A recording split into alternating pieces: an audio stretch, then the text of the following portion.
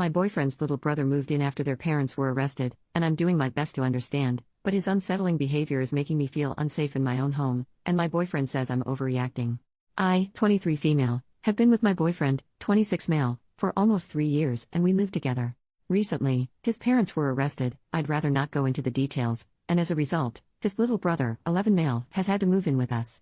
I understand the situation is complicated and my boyfriend didn't really have a choice. Obviously he couldn't just leave his brother with nowhere to go. The thing is, I find his little brother creepy, and I feel horrible even saying that. I know he's a kid and he's gone through a traumatic experience, but some of the things he does makes me really uncomfortable. For instance, he stares at me a lot, like almost all the time when we're in the same room. I'll catch him just watching me, and it's unsettling. He also has this habit of walking into our bedroom without knocking, especially when my boyfriend is out. I've told him multiple times that he needs to knock, but he either ignores it or just doesn't care. He will shower and use the bathroom with the door wide open, clearly so everyone can see him when walking past.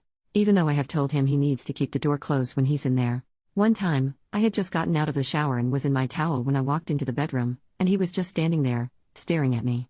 I asked him what he was doing, and he didn't even answer, just kept staring before finally walking away. I brought this up to my boyfriend, but he brushed it off, saying his brother is probably just adjusting to everything and doesn't mean any harm. I lent him my laptop because he said he needed it for homework, and when I got it back it was completely filled with corn, like he had downloaded corn. It was in the search history. I told my boyfriend he needed to speak with him, but my boyfriend says it's normal for a boy his age. He just told me to clear the search history and delete what he downloaded. But he is not being normal, he is weirding me out and I feel bad even saying it. I get that this kid is dealing with a lot, losing his parents like that is traumatic, but at the same time I feel like my feelings are being dismissed. My boyfriend says I'm overreacting, but I honestly feel really uncomfortable in my own home now. I even find myself avoiding being alone with his brother because it just feels weird. I don't know if I'm overreacting, like I understand giving some leeway because of everything that's happened in his life, but he is really weirding me out. Any advice on how to handle this would be really appreciated. Top comments.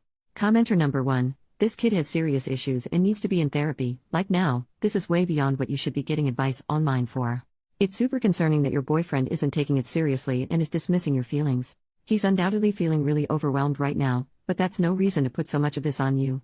In my opinion, you need to put your foot down and tell your boyfriend that if he won't take it seriously and get his brother help, that you don't feel safe and comfortable in the home and you're leaving. Make it clear you're not saying it's me or your brother, it's everyone's mental health. Commenter number 2. I'm not sure anyone has mentioned this yet, but some of his behaviors indicate sexual trauma or child abuse.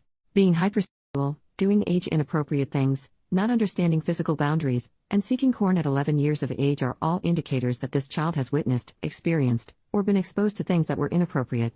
Your boyfriend may be jaded because he came from the same household, but he better wake up, get his head screwed on straight, and take this seriously. Allowing an 11-year-old to knowingly have access to corn is considered sexual abuse and child endangerment in some places. I understand your feelings. They're valid. Something is off with this child. However, before you jump straight to fearing him, try to put his behavior into perspective and look at things from a different point of view. Your boyfriend took guardianship of him. He needs to start acting like a guardian and start talking to his brother like an adult talks to a child. This child needs boundaries, and he needs to know that his behavior is unacceptable. Your boyfriend needs to tell him that when he uses the restroom or showers, the door remains closed. He needs to know it's unacceptable behavior to search for corn. If he can't be trusted with the computer, he will not be allowed to use the computer or will only be permitted to do so under one of your supervision. This child needs therapy as soon as possible. You and your boyfriend need guidance and assistance. If DCS or a similar agency is involved, reach out and ask for help for this child and ask what you can do to get him help. Update 6 weeks later. Hiya guys, I wanted to give you all an update on my post. First and foremost, thank you all for sending me the love, advice and well wishes. A lot of you guys pointed out that my boyfriend, Caleb, seemed to be overwhelmed and was just sticking his head in the sand, and honestly yeah. I sat him down a little while after I posted here and we spoke about his brother and everything going on, and he just started crying to me. He has cried in front of me maybe twice before, so I knew he was really feeling it. He said he was really sorry for the way he'd been acting, and that he was just feeling so stressed that he was just pushing everything down in the way. He agreed that Avery's behaviors were unacceptable, and that I told him he needed to have a firm conversation with Avery about boundaries, or I just wouldn't be able to live with them much longer. Caleb said he would enforce a change of rules and then he started sobbing, went gray and started hyperventilating. I was seriously concerned and confused about what was happening. He said he needed to tell me something. I was comforting him, and trying to calm him down and he told me. He was a victim of pretty extreme CSA from his dad, and he thought Avery probably was as well, which we later found out was true. That explained a lot, why Avery had no awareness of boundaries, why he was displaying these weirdly sexual behaviors, why we had such low contact with his parents before all this. But I met his parents, met them multiple times. Yeah, we had low contact with them, but I met them. I had been to their house. They just seemed like normal people, nice people. They weren't creepy, or scary or weird. I was really shocked at everything Caleb told me. Caleb had been hiding it for so many years and he felt so ashamed that he hadn't reported it sooner. He said he was really hoping that the abuse hadn't also happened to Avery, and so I think he was trying so hard to ignore any signs that he had. He said he felt responsible because he never reported his dad, which meant the abuse could continue. But I told him none of this was his fault. He has no blame in him being abused or Avery being abused.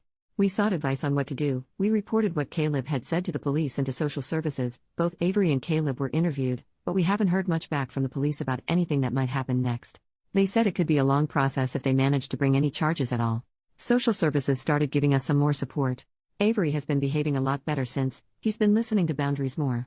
He's actually changed a lot in the short time since I posted here last. He's come out a bit more as a pretty charming and charismatic boy. Even though if I'm totally honest he's still a little weird, but maybe that's to be expected after having the life he had. I got him into Scouts and he's made a pack of really close friends, who have even come over a few times. He's been getting on well with school, although they said he's only on KS1 level work, but I'm sure he'll catch up in time. And even if not, it's not the end of the world. Thank you all again.